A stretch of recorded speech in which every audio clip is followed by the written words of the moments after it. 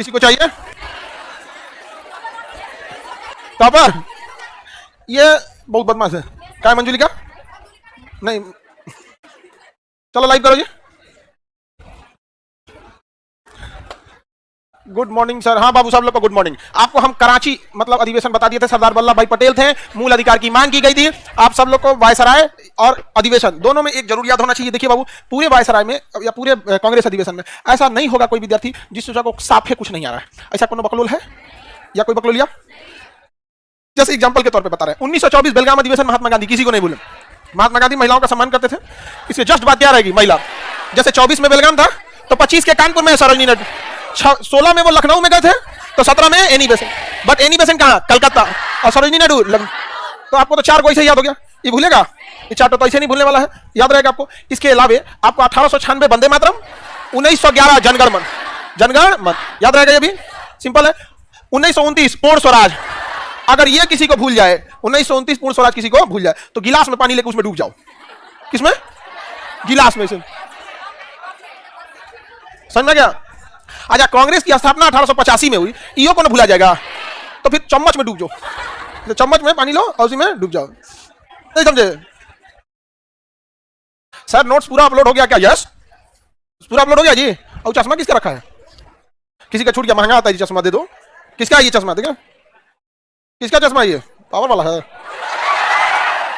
नहीं पावर किसका है? तुम्हारा बाबू? ले लेना बाबू। ये कौन का छूट गया? हीरा उरा का है क्या? मंजुली का? भूत फिल्म में देखिएगा ना। हाँ देखो भाई, अपनी अब हमको ना एक कोई तांत्रिक की वैकेंसी निकालो जी। यहीं बैठाएंगे, काला तांत्रिक रहेगा एकदम बढ़िया। यहाँ पे सब कोनो बहुत खतरा हो गया क्लास में। देख रहे हो, एक से एक है। इधर मंजुली का, इधर एक से एक तांत्रिक का रहना जरूरी है। तो आप सब लोग को आपको अधिवेशन याद रहेंगे। जो अधिवेशन भूलेंगे उसको आप सिंगल टिक मारेंगे, जो बार बार भूलेंगे उसको डबल टिक मारिएगा। हम लोग अपने स्टूडेंट लाइफ में थे तो सोच रहा, हमको जानते कौन वाला अधिवेशन में भूला जाता था? 1896। जबकि भूलना ही नहीं चाहिए। वंदे मातरम देखिए, भूलता नहीं था, कंफ्यूजन ये रहती थी 1896 में और 1911 में, किसमें वंदे मातरम है, किसमें जनगण मन। समझ में नहीं आ गया? तो पहले वंदे भारत, वंदे मातरम, उसके बाद जन। कलम जा रहे थे तो एक हवा हवाई नहीं होता है, ई रिक्शा, उसके पीछे वंदे भारत लिखा था।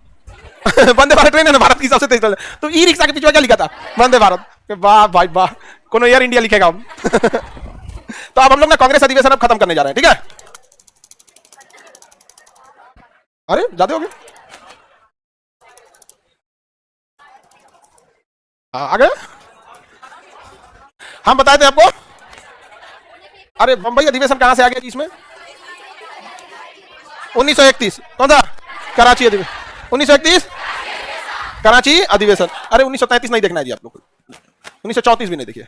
सब चीज देखते करेंगे तो देखो, इसमें हम बोले हैं कि करने के लिए, कलर चेंज करने के लिए कलर चेंज हो गया और 2-4 और एक्स्ट्रा जोड़ दिया। इस सबको नहीं। अब आपको यह देखना है 36 वाला, यहां से विवाद का एक कारण बन गया। देखिए 1936 में भी जवाहरलाल नेहरू बन गए और 1937 में भी जवाहरलाल नेहरू बन गए। दोनों में कौन बन गए? जवाहरलाल नेहरू। अब जब ये दोहरा शतक मारेंगे तो हर एक खिलाड़ी सोचेगा हम भी दोहरा दें। तो 1936 में जवाहरलाल नेहरू और 1937 में भी जवाहरलाल, लेकिन 1936 में लखनऊ, 1936 में लखनऊ और 1937 में फैजपुर। अब फैजपुर महाराष्ट्र में है और फैजपुर एक गांव है। फैजपुर क्या है? गांव है। तो गांव में भी एक अधिवेशन हो गया। तो 1936 में पंडित जवाहरलाल नेहरू ने कहां पे कर दिया? लखनऊ अधिवेशन। हाँ लखनऊ। और फैजपुर 1937 में एकमात्र अधिवेशन जो गांव में हुआ वो कौन सा था? फैजपुर। फैजपुर कहां है? महाराष्ट्र। अब यहां से विवाद गहराता जा रहा है, समझिए ध्यान से। 1936 लखनऊ, 1937 फैजपुर, 1936 लखनऊ और 1937 फैजपुर। गांव में हुआ पहला अधिवेशन, हाँ फैजपुर। अब इसके बाद 1938 आता है, सुभाष चंद्र बोस बनते हैं और 1939 में भी सुभाष चंद्र बोस बन जाते हैं। 2 बार वो भी बन जाते हैं। तो जवाहरलाल नेहरू 2 बार और सुभाष चंद्र बोस। इधर समझो ध्यान से, किताबिया में मत देखो लोग, अब इधर देखो। ये 4 गो अधिवेशन है, नहीं बवाल करा दिया। 1936 37 ये दोनों में कौन बन गए? 1938 और 1939 सुभाष चंद्र बोस। इसमें कौन बन गए? नेहरू। इनमें भी लाल रंग से रंग नेहरू और इसमें भी नेहरू बन गए। ये कहां हुआ? लखनऊ। लखनऊ। और ये फैजपुर, एकमात्र अधिवेशन जो कहां हुआ था? गांव। कहां हुआ? गांव में। गांव में हुआ था यहाँ पर। अब ये कहां हुआ? हरिपुरा। हरिपुरा कहां है? ये हरिपुरा गुजरात। पूछा हुआ क्वेश्चन है बंगलोरो, हरिपुरा कहां है? गुजरात। और उसके बाद हुआ त्रिपुरी। त्रिपुरा नहीं, त्रिपुरी मध्य प्रदेश। त्रिपुरी कहां है? मध्य। त्रिपुरी मध्य। अब विवाद का कारण समझिए यहां ध्यान से।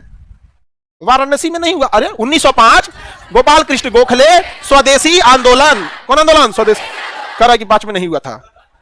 हाजीपुर नहीं, हरिपुर, हाजीपुर तो बगले में है यहाँ पे। आगे बढ़े तो समझिए ध्यान से, जवाहरलाल नेहरू बन गए, ये भी बन गए, तो सुभाष चंद्र बोस यहाँ पे कौन बने? सुभाष चंद्र बोस बने, सुभाष चंद्र बोस, सुभाष जी, सुभाष चंद्र बोस ये बन गए। और 1939 में जब चुनाव हुआ तो अब यहां हो गया भीषण बवाल। समझिए रीजन क्या। 1939 में प्रथम द्वितीय विश्व युद्ध चालू हो गया। 1939 में क्या चालू हो गया? द्वितीय विश्व युद्ध चालू हो गया।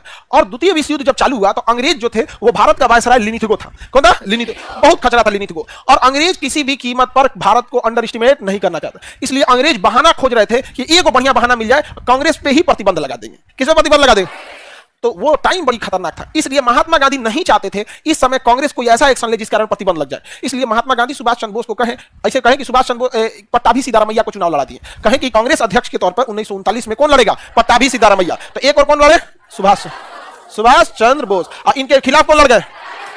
पट्टाभी सीतारामैया। खत्म नहीं हो रहा जी नाम, तो पट्टाभी सीतारामैया। तो गांधी जी ने लोगों से कहा कि आप पट्टाभी सीतारामैया को चुनिए। लोगों ने कहा सुभाष चंद्र बोस को चुनेंगे। एक मात्र अधिवेशन था कांग्रेस का जिसमें वोटिंग कराया गया कि किसको आप चुनना चाहते हैं। तो जनता ने चुन दिया सुभाष चंद्र बोस को। जनता ने चुन दिया सुभाष चंद्र बोस अध्यक्ष बन गए। लेकिन गांधी जी सुभाष चंद्र बोस को बुला के समझाएं कि द्वितीय विश्व युद्ध स्टार्ट हो गया है और आप पहले से अंग्रेजों से खटके हुए हैं। दूसरा, अंग्रेज अगर सबसे ज्यादा किसी से नफरत करते हैं तो हिटलर से, और आपका हिटलर से बड़ा अच्छा दोस्ती है। तो आपके बहाने ये कांग्रेस संगठन को अंग्रेज प्रतिबंध लगा देंगे सब, और कुछ नहीं कर पाएंगे हम लोग, और ना मीडिया कुछ कर पाएगी क्योंकि पूरी मीडिया की कवरेज प्रथम द्वितीय विश्व युद्ध पे है। तो आप अध्यक्ष बने रहना चाहते हैं, आपका अपना डिसीजन है क्योंकि आप जीत चुके हैं। लेकिन दूरगामी सोच के देखिए, यदि यह कांग्रेस संगठन समाप्त हो जाता है तो एक साथ एक मंच पर कोई ऐसा संगठन है जो ला सकता है। तो सुभाष चंद्र बोस को समझ में आया, कहा कि बतिया पहले काहे नहीं बोले। हमको गांधी जी का हमको लगा आपको खुद बुझाएगा, आपके चक्कर में चला गया, यहाँ पे कहीं चीटी गिरा दीजिए तो नहीं, मीठा गिरा दीजिए तो चीटी चलाती है यहाँ पे। तो तब सुभाष चंद्र बोस को समझ में आया और सुभाष चंद्र बोस ने क्या दे दिया? त्यागपत्र दे दिया। क्या दे दिया? त्याग।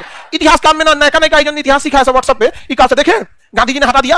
अरे गांधी जी के पास कौन पावर था? हटा दिया यहाँ पर। तब सुभाष चंद्र बोस को समझ में आया, उन्होंने त्यागपत्र दे दिया। तब महात्मा गांधी ने कहा कि त्यागपत्र देने से क्या होगा, आपको गरम दल बनाना है ना, तो गरम दल में संगठन बनाने में ज्यादा टाइम नहीं लगेगा, आप एक बना लीजिए फॉरवर्ड ब्लॉक। तो महात्मा सुभाष चंद्र बोस ने तुरंत कांग्रेस पद से क्या दिया? त्यागपत्र, इस्तीफा दे दिया, रिजिग्नेशन दे दिया, और क्या बना लिया? Forward block. 1939 में क्या बना लिया? Forward block. कहा कि जितना गरम दल वाला वहां कीजिए, क्योंकि प्रतिबंध लगेगा तो कहां लगेगा? फॉरवर्ड ब्लॉक पे लगेगा। किस पे लगेगा? फॉरवर्ड ब्लॉक पे लगेगा, इधर नहीं लगेगा। समझ आएगी नहीं आ गया? इसलिए देखिएगा सब आदमी दो टाइप का रहता है, कोई भी इस टाइप का बड़ा संगठन रहेगा तो किस पे रखेगा? दो उस पर रख देगा यहाँ पे। अब इसमें महात्मा गांधी लोगों ने कह दिया सुभाष चंद्र बोस और महात्मा गांधी, इन दोनों में विवाद था। ऐसा कोई विवाद नहीं था, और अगर विवाद रहता तो सुभाष चंद्र बोस ही वह व्यक्ति है जिन्होंने महात्मा गांधी को राष्ट्रपिता कहा, और वो भी 1942 में। अगर विवाद 1939 में रहता तो 42 में कहा। इसे व्हाट्सएप पर हिस्ट्री पढ़ता है सब ना, एक से एक बैल रहता है सब। समझ गया? अभी हमारी बहन कह रही है कि 10 साल में कोई आतंकवादी घटना हुआ है? बताओ। सबसे भीषण पुलवामा हो गया 2019 में, नहीं समझे? पुलवामा तो इतना खतरनाक था ना जी, लेकिन क्या कीजिएगा, बहन बहन है, कोई पगला जाए तो फेंक थोड़ी दीजिएगा। हाँ, समझा देंगे। चलिए आगे बढ़ा। हाँ, वो तो वास्तव यूनिवर्सिटी की वाइस चांसलर है उसको कौन समझाएगा यहाँ पे? बताइए, ऐसा नहीं तो बहन होती है। लेकिन अगर किसी को कोई बोलेगा ना कि खान सर की बहन, सब समझ जाते हैं कौन है। नहीं समझ जाते। दो बहन है, को तो न्यूज में है, वो पूरा साफ है। अरे बात तुझे, मुंबई में हमारा मिल गई थी तब भागे, मुंबई के कोनो प्रोग्राम में मिल गए भागे। अरे बाप हो बाप, भाग जाना चाहिए, इस सबका असर पड़ जाता है, पता चल दिमाग में लूज हो जाता। नहीं समझाया? मेरे खत्म हो जाता, बड़ी मुश्किल से डाउनलोडिंग की है, बहुत टेंशन रहता है हमको कि अगर बाई द वे कहीं खत्म हो गया तो डाउनलोडिंग होने में बहुत मुश्किल होगा। आगे बढ़े। आपकी बहन को समझाते क्यों नहीं है? तुमको पता ही नहीं है उसके बारे में तब। चलिए आगे बढ़ते। आपको कुछ कर, आपकी बहन कुछ बोल दी, अरे भाई बहन में लड़ाई झगड़ा होते रहता है, नहीं समझ में आया? उधर से कुछ बोले, हम इधर से कुछ बोलेंगे, राष्ट्रीय झगड़ा होगा, नहीं होगा? और रक्षाबंधन के दिन फरिया लिया जाएगा, नहीं होगा? शीत युद्ध होगा। कौन युद्ध होगा? शीत युद्ध। तुम लोग के ऊपर वही सरदार रहेगी, नहीं समझाएगा? तुम लोग कभी मतलब उतना खतरनाक बहन नहीं हो लोग, लेकिन हमारी बहन बाप रे बाप, प्रधानमंत्री तक परेशान रहते हैं उससे। बोलते हैं खान सर आप ही समझाइए अपनी बहन को उनके क्यों से ना सुन तुम। चलिए आगे बढ़े, आगे बढ़ते हैं। तो पट्टाभी से बताइए, क्या जवाहरलाल सुभाष चंद्र बोस और गांधी जी में विवाद था? समझदारी थी। क्या थी? समझदारी रहती है तो ऐसा नहीं है कि कोई विवाद हो जाता है, ऐसे लड़ाई झगड़ा नहीं था यहाँ पे। अब सुभाष चंद्र बोस ने त्यागपत्र दे दिया और क्या बना लिया? Forward block. इन्होंने क्या बना लिया? Forward block. Forward block. अब महात्मा गांधी ने कहा पट्टाभी सीतारामैया को कि अब अध्यक्ष बन जाइए। देखिए तू हट गया ना, अब अध्यक्ष बन जाइए। तो पट्टाभी सीतारामैया का कोई लाज शर्म है कि नहीं? क्या कहेगा लोग? कोई है कि जुठल खाए चला आया यहाँ पे, यहाँ पे हम ही को हरा के बने, हम कैसे बन जाएंगे? किसी दूसरे को बना दीजिए। तब महात्मा गांधी ने कहा कि ये जिम्मेदारी कौन लेगा? तो अब राजेंद्र प्रसाद को दिया गया। राजेंद्र प्रसाद ने कहा कि खाली पद नहीं ना छोड़ेंगे जी, ईगो के चक्कर में देश नहीं ना डुबाएंगे, हम इसकी अध्यक्षता करते हैं। हालांकि पट्टाभी सीतारामैया एक अच्छा व्यक्ति थे। पूरा कांग्रेस का इतिहास किसने लिखा?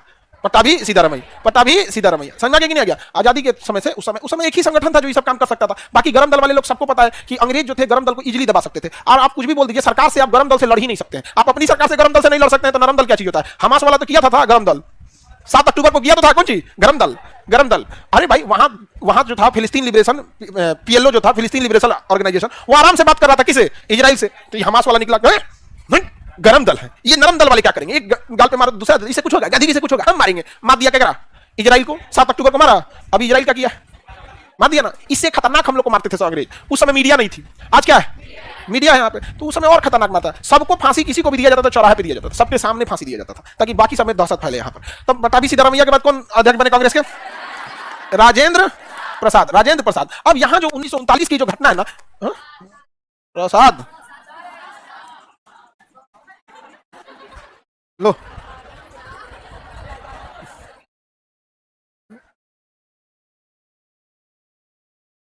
चलिए अब ध्यान से समझते हैं। 1939 की घटनाएं बड़ी खतरनाक थी। एक खुद कांग्रेस में उठापटक चल रहा था अध्यक्ष पद को लेकर।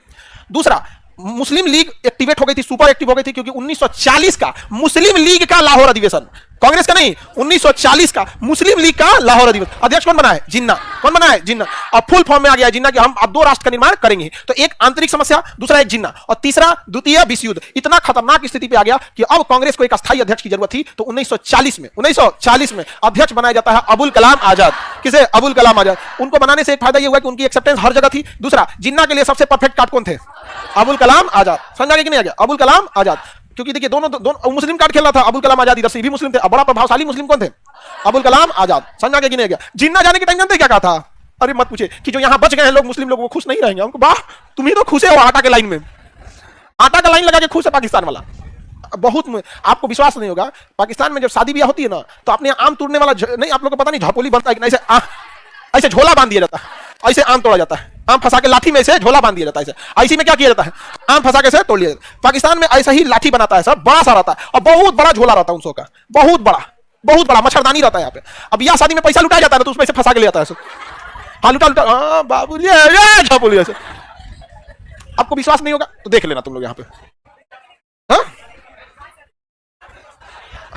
हम सोचते हैं जाए पाकिस्तान, लेकिन आने ही नहीं देगा सब।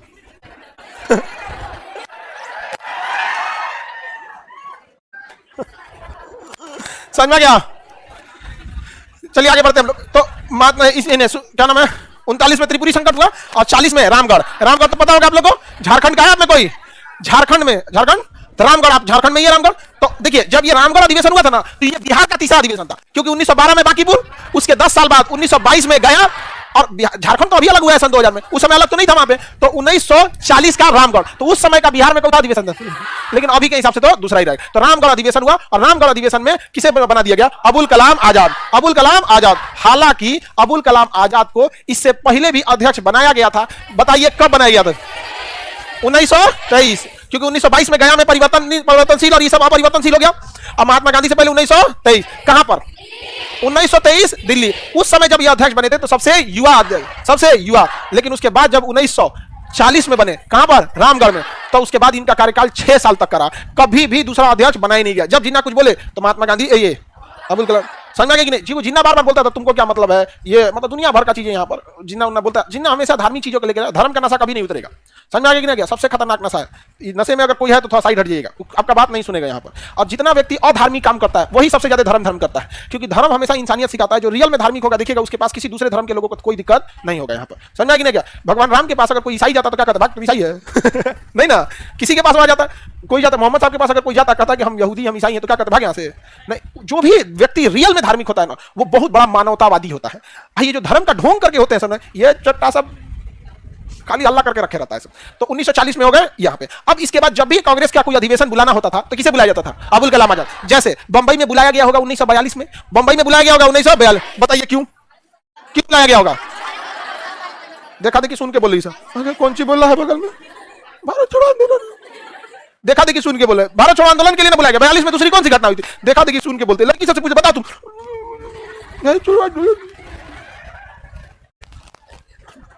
आगे बढ़े, किसी को दिक्कत? ये कौन है? रविराज, इसको ब्लॉक मारो। तो कौन से नंबर मांग रहा है? हाँ वही क्या करा? वही फोन नंबर। अरे इसको नहीं जी, यही रहा। हाँ देखो वही है रविराज, मारो ब्लॉक, नंबर मांग रहा है।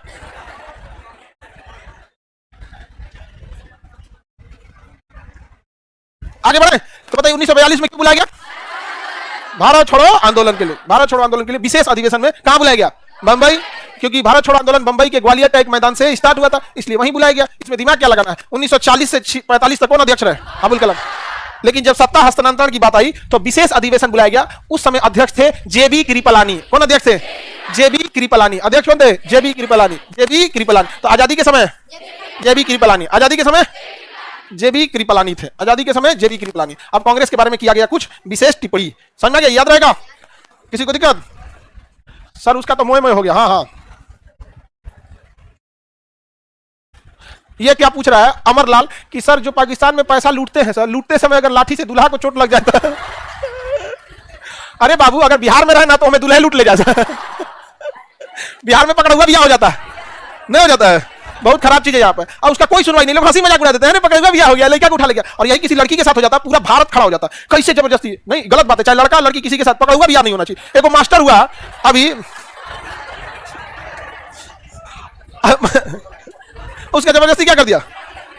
कैसे नहीं कर लिया? किडनैप करके बंदूक रख लेता है खोपड़िया पे, और गांव का 10-15 को मतलब लाठी डंडा लेके सब 2-4 तबला पिटाइबो करता है। वो मोबाइल छीन लिया जाता है और जबरदस्ती क्या करता है? बियाह कर देता है। हाँ, और वहीं रख भी लेता है, 1-2 हफ्ता बाद भेजता है, पता नहीं, रख भी लेता है। कौन गांव की हो बबनी? कौन जिला घर है तुम्हारे? यहाँ नहीं होता ऐसा? हाँ, तुम्हारे रिलेशन में? बाप रे बाप रे हाँ, आरा में भी होता है, जहानाबाद। अरे बाप रे बाप, बहुत खतरनाक लगता है। लेकिन ये सब ठीक बात नहीं है, नहीं समझा? सीधा साधा लड़का है तब ना, नहीं तो कोनो चंट लड़का मिल गया जबरदस्ती बियाह कर देंगे, ले जाकर किडनी उडनी निकलवा देगा। नहीं समझ में आया? जबरदस्ती बियाह कर देगा तो कोई मार धार थोड़े ले जाकर किडनी उडनी दान करा देगा। आज मैं दान करने के लिए सोच रहा हूँ, समाज सेवा के लिए। 2 किडनी क्या होगा नहीं समझ, निकलवा देगा। सीधा आदमी को कोई भी जरूरत से ज्यादा समझिए ना, सीधा नहीं होना चाहिए। इतना सस्ता मत बनिए कि 2 कौड़ी का आदमी खेल के चला जाए। ये कोई बात है जबरदस्ती उठा लेके चले? अब बेचारा लड़का सब बेचारा अजीब रहता है सब। हाँ, आगे बढ़े। गांधी जी और अंबेडकर में इतना विवाद क्यों था? तुम्हारे नजर में विवाद है?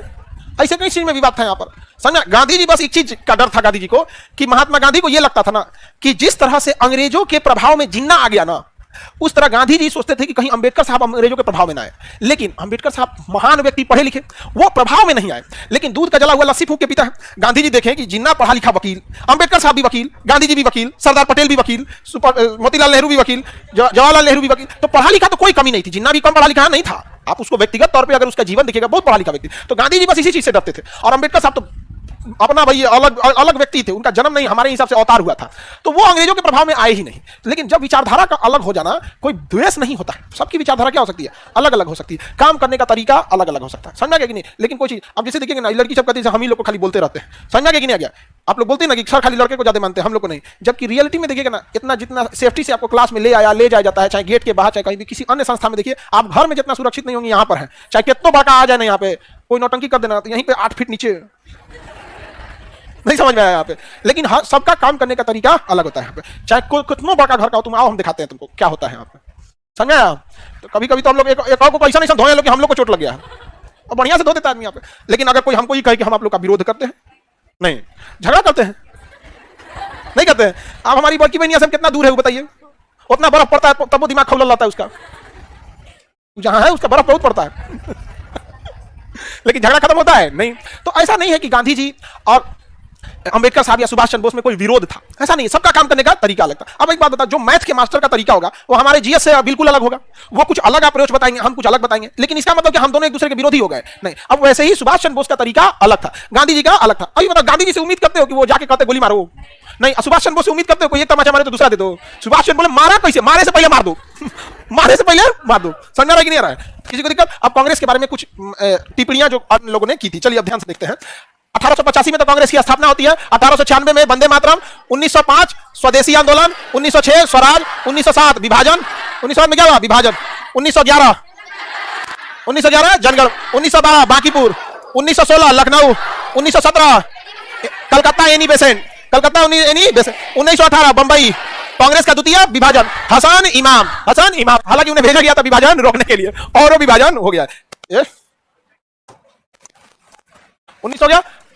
1920 कलकत्ता असहयोग आंदोलन, 1922 गया, 1924 Karnataka, 1925 Kanpur Annie Besant, Sarojini Naidu, Annie Besant बोल दिए, सरोजिनी नायडू, 1929 लाहौर, 1931 कराची, 1936 लखनऊ, 1937 फैजपुर, 1938 त्रिपुरा हरिपुरा, 1939 त्रिपुरी, 1940 रामगढ़, 1946 विशेष अधिवेशन मेरठ, 1946 विशेष अधिवेशन मेरठ, जेबी कृपलानी आजादी मिली, सत्ता हस्तांतरण हुआ। समझ में नहीं आ गया? तो आप पूरे अधिवेशन में किस अधिवेशन को भूलते हैं उसी को बार बार रिवीजन कीजिएगा। और अभी जो हम लोग ये रिवीजन इतना किए ये मुश्किल,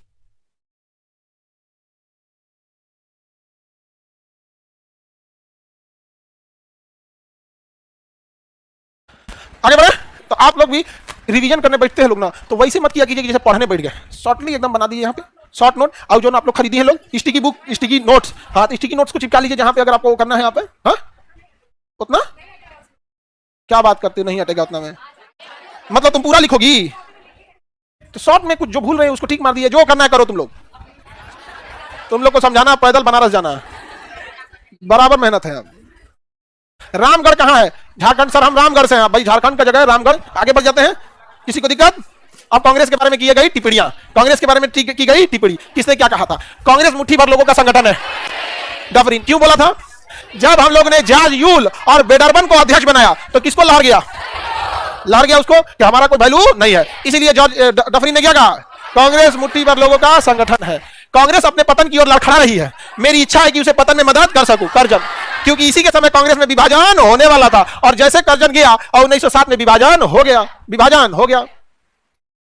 आगे बढ़े। कांग्रेस में लोग पदों के भूखे। बंकिम चंद्र चटर्जी, बंकिम चंद्र चटर्जी। ये तो राजनीति में आज भी होता है। भारतीय राजनीति की एक बहुत बड़ी खराबी है कि जो भी बड़ा नेता होता है ना, वो चाहता है कि गांव की जनता से मिले, समझा गया, ताकि जनता उसे दुख दर्द सुन सके। अब जैसे कोई मंत्री है, ठीक है, अब मंत्री जाएगा ना तो क्या कहेगा? गांव के हर एक आदमी को तो अपना फोन नंबर या कॉन्टेक्ट या डायरेक्ट तो नहीं मिल सकता है, तो सोचेगा ना कि गांव के किसी जिम्मेदार व्यक्ति को डायरेक्ट कॉन्टेक्ट हो जाए और कहे कि तुम गांव की कोई समस्या हो तो हमें बताना। अब भारत में क्या होगा? वह व्यक्ति इतना बड़ा खचड़ी करेगा कि गांव के किसी आदमी को डायरेक्ट मंत्री से मिलने ही नहीं देगा। कहेगा हमारा बताओ, हम बोल दो।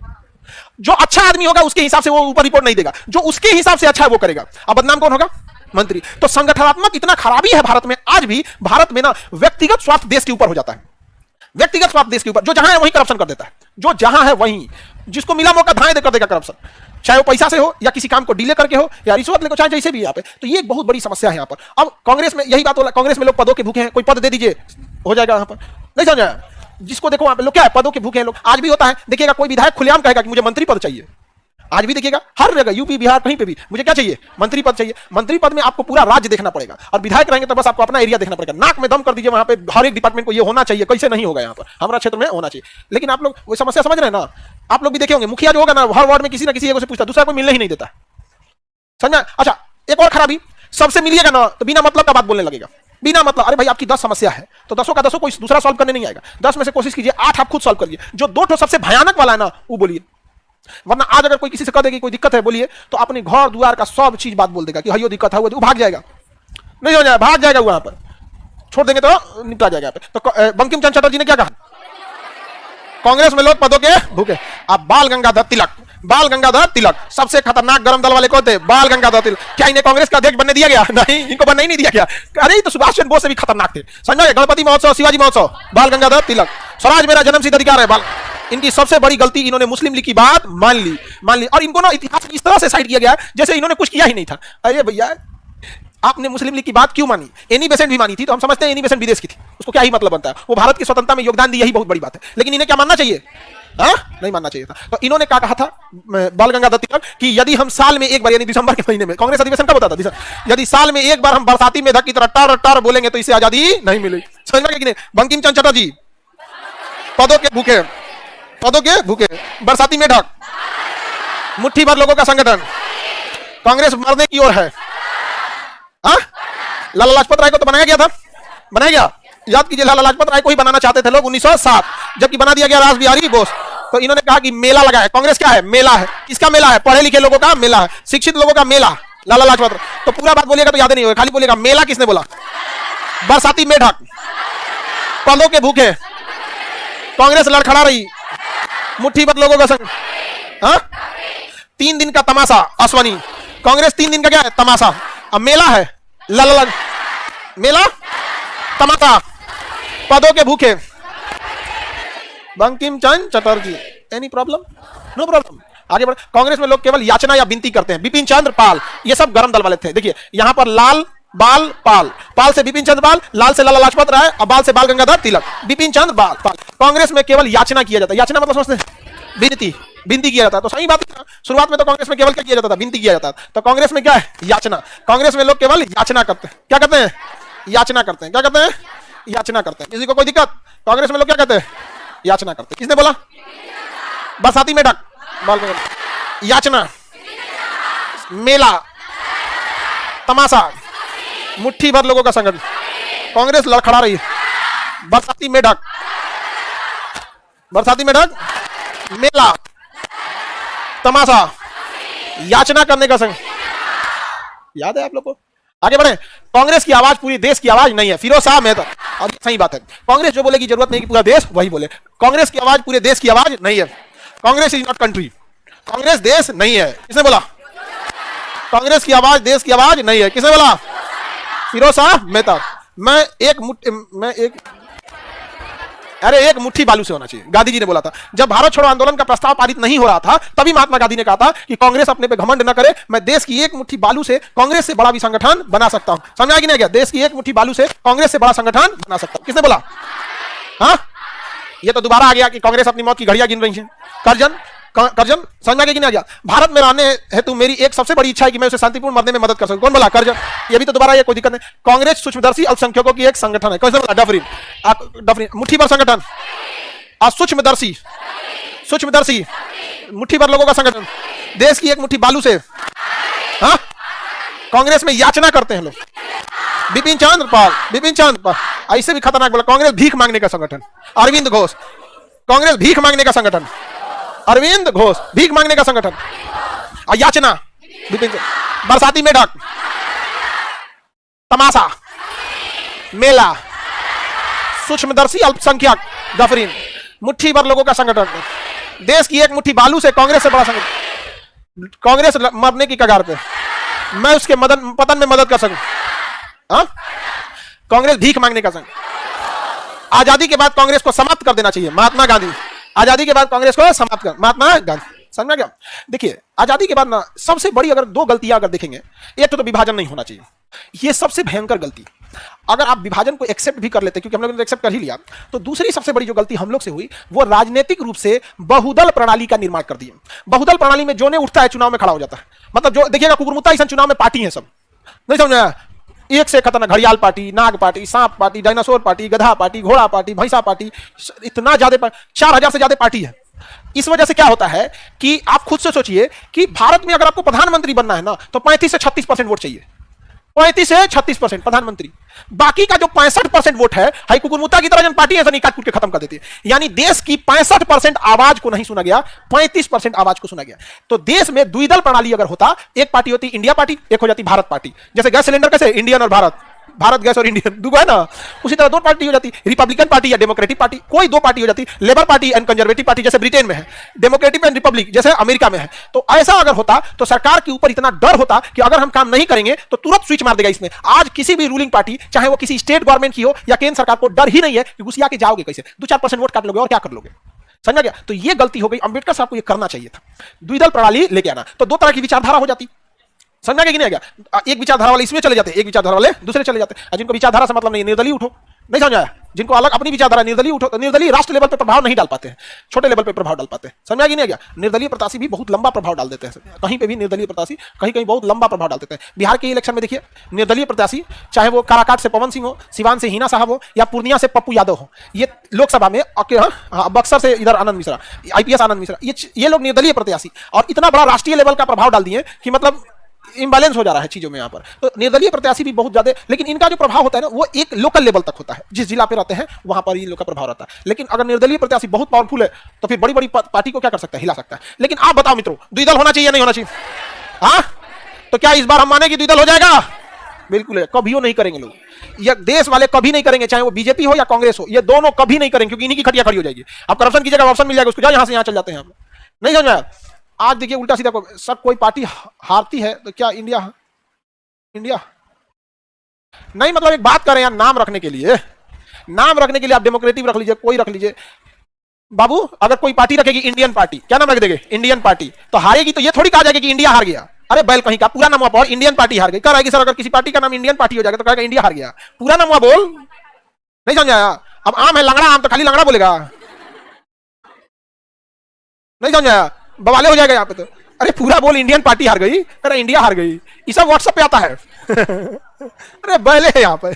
हाँ, महात्मा गांधी ने कहा कि आजादी से कांग्रेस का जो स्थापना हुआ था वो कांग्रेस लगभग 60-70 साल पुरानी थी, आजादी से पहले 1885 में बनी थी। तो जब भी किसी बुनियाद किसी बिल्डिंग की नींव रखी जाती है ना, तो इसी हिसाब से रखा जाता है कि इस बिल्डिंग में क्या बनाना है, क्लास बनाना है, होटल बनाना है, घर बनाना है, उसी हिसाब से। तो कांग्रेस को बनाया इसी हिसाब से गया था कि अंग्रेजों से लड़ सके, इसलिए इसे समाप्त करके आजादी के बाद एक नई पार्टी बनाई जाए जो आजादी के हिसाब से जो देश की जरूरत है उस हिसाब से काम कर सके। लेकिन देश के पास उस समय अस्थिरता इतनी ज्यादा आ गई कि अगर कांग्रेस को खत्म किया जाता तो देश में हो सकता था कि पाकिस्तान की तरह अनस्टेबिलिटी आ जाता कि आखिर शासन करेगा कौन। क्योंकि अगर कांग्रेस को खत्म किया जाता तो सुभाष चंद्र बोस नहीं रहे थे, महात्मा गांधी की भी मृत्यु हो गई, ये सरदार वल्लभ भाई पटेल की भी मृत्यु हो गई थी, कई ऐसे प्रभावशाली नेता थे जो पाकिस्तान में चले गए थे, तो बड़ा ज्यादा उथल पुथल चल रहा था। तो बिना मतलब नहीं होता, अधिक जोगी मठ के उजाड़ वाला हाल हो जाता, तो पाकिस्तान वाला हाल हो जाता, इसलिए स्टेबिलिटी के लिए रखा गया। जवाहरलाल नेहरू की एक सबसे बड़ी जो आपको अगर सफलता कहिएगा तो देश को उस दौरान बहुत ज्यादा स्टेबिलिटी दिया, सबसे बड़ी अगर सफलता। असफलता है तो बहुत है, जैसे यूएनओ में कश्मीर मुद्दा लेके चले गए और 1962 की लड़ाई में चाइना को बहुत हल्के में ले लिए यहाँ पर, और ये दो सबसे बड़ी उनकी असफलता में गिना जाता है। ये सबसे बड़ी असफलता, कश्मीर मुद्दा को ले ही नहीं जाना चाहिए था यूएनओ में। हालांकि यूएनओ को आज हम कह देते हैं ना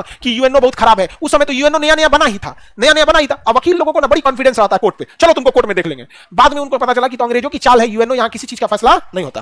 तो कांग्रेस के बारे में समझा, कांग्रेस सम्मेलन शिक्षित भारतीयों का राष्ट्रीय मेला है। अरे तो पहले बता दिया मेला क्या है, मेला कांग्रेस बुलबुले के साथ खेल रहा है। भीमचंद्र पाल, कांग्रेस के बारे में किया गया संगठन याद रहेगा? अब इसके आगे बता दें, कांग्रेस की स्थापना से पहले बने कुछ राजनीतिक पार्टियां। रेडी? कांग्रेस भारत का पहला संगठन नहीं था, इससे पहले भी बहुत सारे संगठन बने थे, लेकिन वह संगठन उतना प्रभावशाली नहीं हो पाया था। समझा क्या कि नहीं? सर बाबू नीट वाले विद्यार्थी लोग के लिए जगह है जी? नीट वाले में नहीं है। नीट वाले बैच के लिए अभी फिलहाल जो भी आएगा वो दूसरे बैच में जाएंगे लोग। अभी हम लोग के पास नीट के बच्चों को बैठाने के लिए और जेई के बच्चों को बैठाने के लिए जगह नहीं है, ना ही मुसल्लापुर हाट में जगह है और ना ही बोरिंग रोड वाले पे जगह है। 3-4 क्लासरूम वहां है, वो भी भर गया है, और यहाँ वाले पे भी भर गया है। अब जब नया क्लासरूम बन रहा है, थोड़ा 1 हफ्ता 10 दिन 15 दिन वेट करेंगे लोग, तब जाके उसमें दिया जाएगा जगह वहां पर, और वो भी जो लोग वेटिंग में है वो लोग के लिए। समझ आएगी नहीं गया? और इस बार के लिए नीट में बहुत अच्छे अच्छे बच्चे भी आए हैं, बहुत अच्छा रिजल्ट हो गया। अभी तो हम लोग शुरुआत में है, 2025 आने दीजिए, आप लोग के सामने देखिएगा नीट और जेई। इंजीनियर सबको हथौड़ा पिलास दे देंगे और डॉक्टर सबको आला। नहीं समझा? आप लोग के लिए,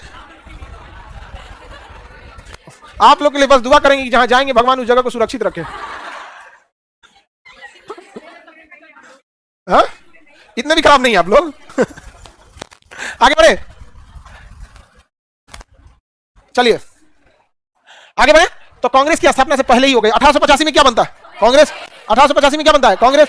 और कांग्रेस की स्थापना से पहले ही अगर हम लोग देखेंगे ध्यान से तो लैंड होल्डर सोसाइटी, अंग्रेज जमीनिया पे कब्जा कर लेते थे सब, तो लैंड को, जमीन को रखना जरूरी था। लैंड होल्डर सोसाइटी, तो सबसे पहले कौन संगठन बना? Land holder society. 1833 किसके? 1838 द्वारकानाथ टैगोर, किसके द्वारा? द्वारिकानाथ टैगोर, द्वारिकानाथ टैगोर, द्वारिकानाथ टैगोर के द्वारा बनाया गया, द्वारिकानाथ टैगोर के द्वारा बनाया गया। अब आप बताइए ये क्या करता था? तो ये शिकायत वगैरह जो भी कुछ रहती थी उसको लोकतांत्रिक ढंग से अंग्रेजों के पास उसका संवैधानिक तरीके से समाधान ढूंढता था। तो बंगाली कितने समझदार थे सब सोचिए। 1838 में इन्होंने क्या बनाया था? Land holders society. तो कांग्रेस की स्थापना से पूर्व में 4-5 ही संगठन है जो पूछता है, सब नहीं पूछता है, जिसमें सबसे पहले आपको क्या याद रखना है? Land holder society. क्या याद रखना है? Land holder society.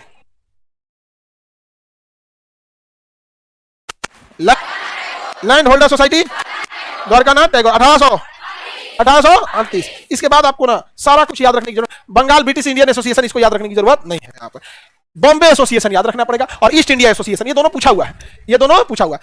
Land holder society 1838, Dwarkanath Tagore.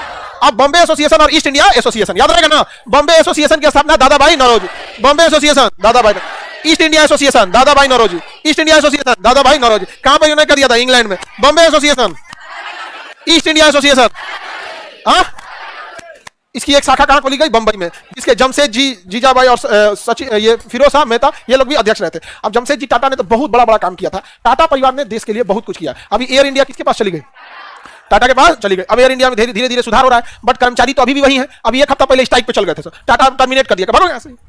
सब एक के साथ कहां जा रहा है? सब स्ट्राइक पे, छुट्टी पे चल जा रहा है। हाँ?